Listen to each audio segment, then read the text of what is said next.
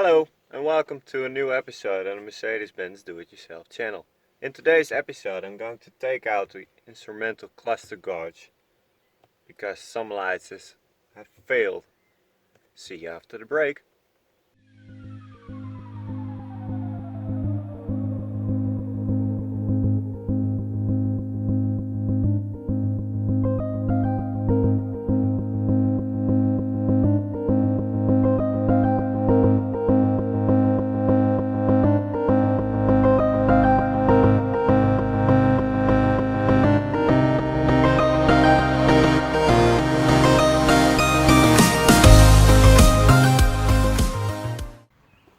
In today's video I'm going to use a screwdriver with a 6mm socket on it, a flathead screwdriver and some new bulbs to put in. First I'm going to show you which lights are working and which aren't. I'm doing this by turning the key in position 2. As you can see, some lights are going on and some aren't. My biggest concern is the light from the fuel, which isn't working. So I'm going to pop out this cluster gauge. To take out the instrumental cluster gauge, there are two methods to do this. One is to take an original hook from the Mercedes-Benz dealer and pry it in between the cluster gauge and your dashboard. But because I don't have that tool, I'm going to show you how I'm performing the other method. First, pop out your tweeter and put it aside. Then there are two Phillips screws which you can take out with a little flathead screwdriver.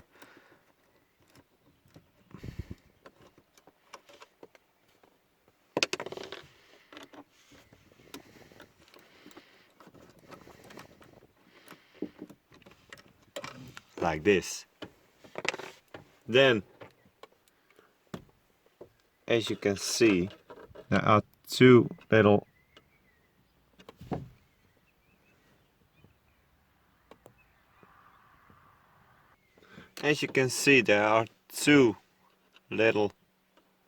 clips who keep this part in place. Take the flathead screwdriver and lift up these little clips.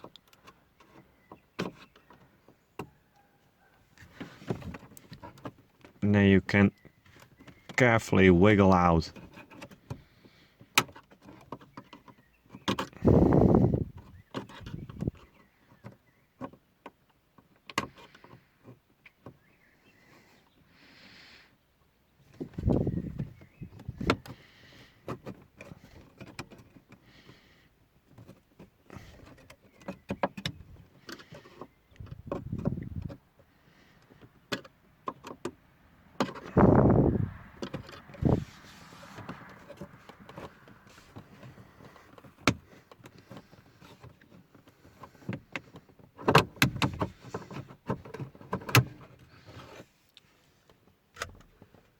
There it is, the first part.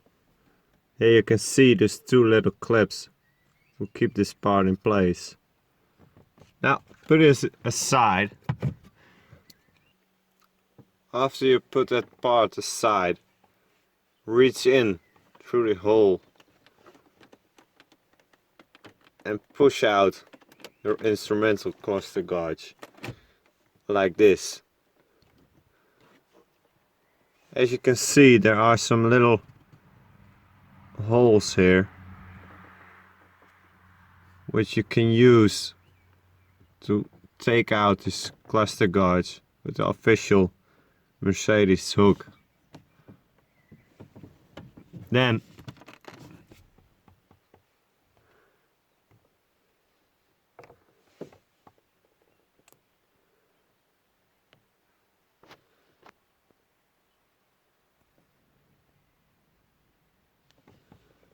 carefully work around.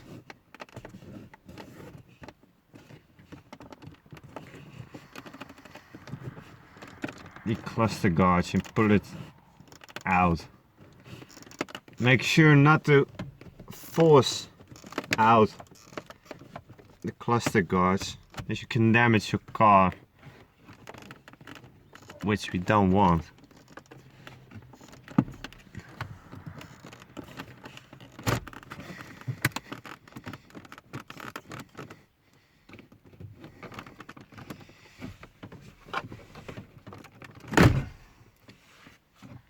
Like this.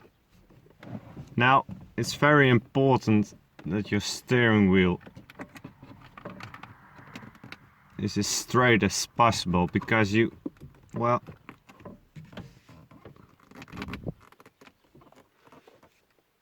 need to pull it over your steering wheel here.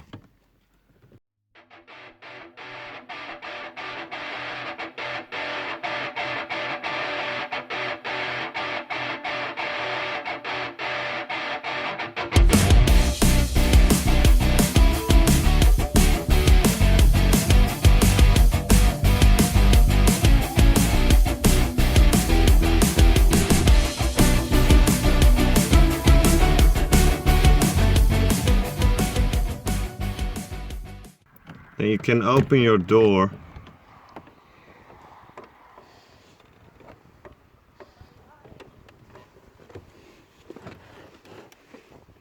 And carefully slide it out.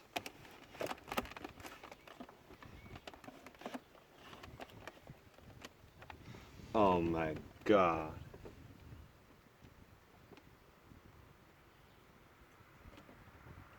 Well, I'm going to show you in a bit, but the previous owner, I think he took out this part before, because it's all duct tape.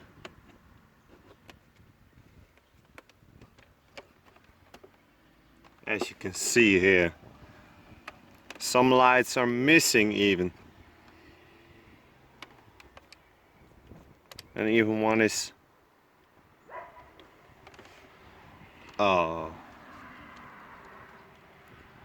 Some wires have been pulled to connect a light to make it work. Oh my God. This is worse than I expected. Even here is some duct tape. I forgot to mention,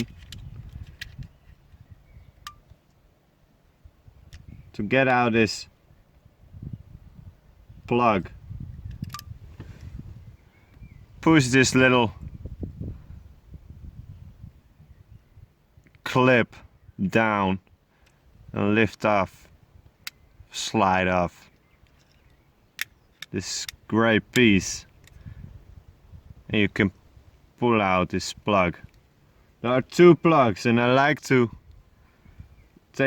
keep them on the side where I took them off, so everything is working after I put it back in place. First off, I'm going to remove all the duct tape, because I'm getting rid of that. Oh my Lord. They even soldered it down. To get a light out, twist it whatever side you want.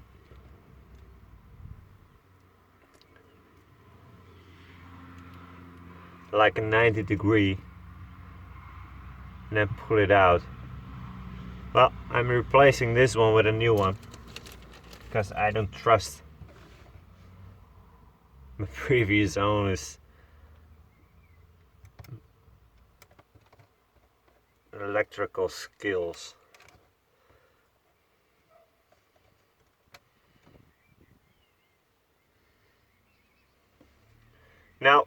take the screwdriver with a 6mm socket and carefully lift it in place. Slide it in place, I need to say. Just to be sure I'm filling the holes. Oh, I'm going to be surprised about how many lights I'm missing right now. Just turn it 90 degrees, whatever side you want. Because if you turn it 180 degrees, you just can pull it out again.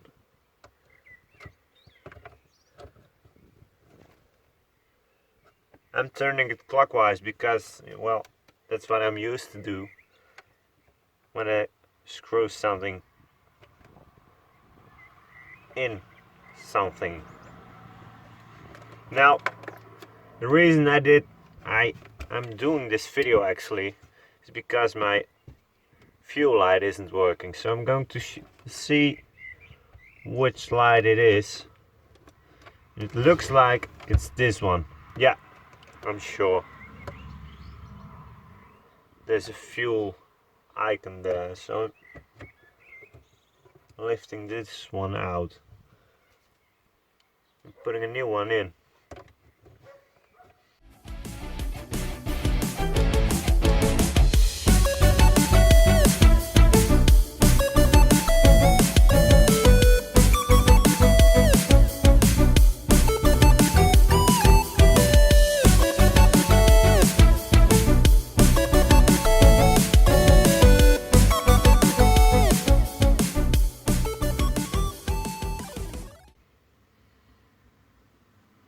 Now, after you switched out the lights you wanted to replace or whatever you want, please make sure before you put it all back in place to check if all the lights are working.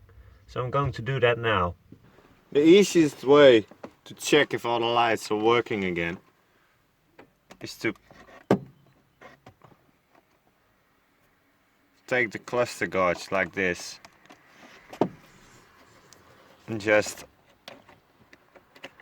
put back the clamps. Well, let me rotate the camera for a bit so you can see how I'm plugging in the plugs.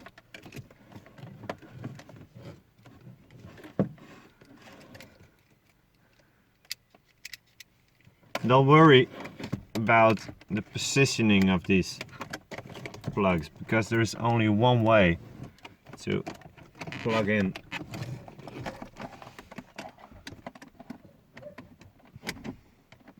the connectors.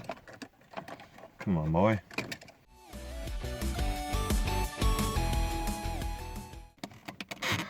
Well, you guys can see it very bad because of the lighting. So I'm just taking a second to position these cluster guards so you can see what I'm doing. Well, in a slightly different angle, I'm going to turn the key to position 2. And as you can see, all my lights are switching on, even the ones that didn't switch on before. So I'm just going to check now if everything is working properly. So I'm just turning down and take out my key. I'll wait for a bit so you can just putting my hand like this. I'm just waiting and watch it disappear. I'm just waiting.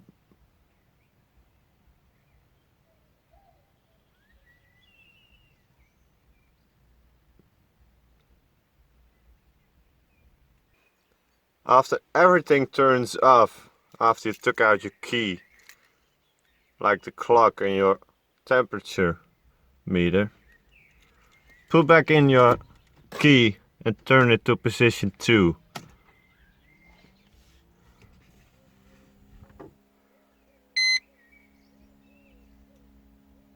It looks like all my lights are working again, but I'm not sure if the bottom corners are supposed to be lit up, so I'm going to check that in the owner's manual. Well, I checked my owner's manual, and as you can see, these 3 lights are turning on. This one is on. These 3 are working. These 3 are working. This one is working, but I don't know if my car has a limiter. These bottom 2 are for a diesel and I'm driving a petrol, so it's not important. And these 2 are also burning. So I'm going to check this one. And I'm replacing this one because it's, well, not bright enough. So I'm going to take it out again.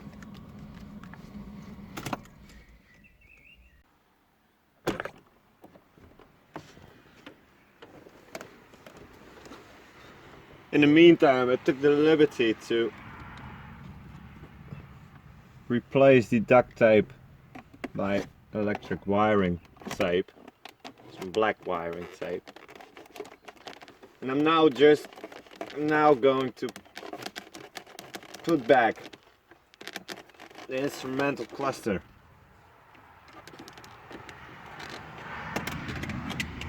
First I'm sliding it in, and then I'm popping these plugs back in.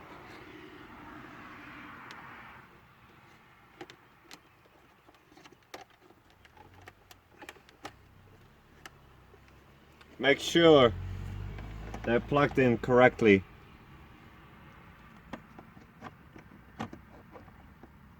And that the gray slider are behind this clip. Then, after you plugged in those 2 plugs, carefully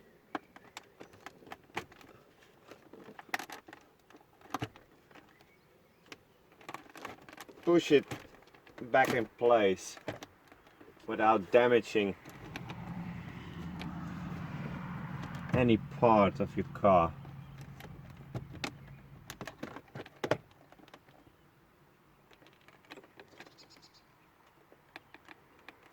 Please do not use any kind of force, because it should be sliding in. Well, without using any extra force. Just push it gently back in place. Now, to finish this video, I'm going to put back this part and get the tweeter back in place.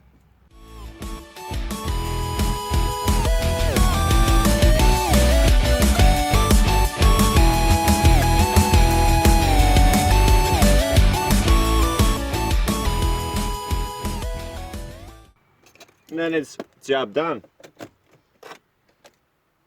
As you can see, all lights are working properly.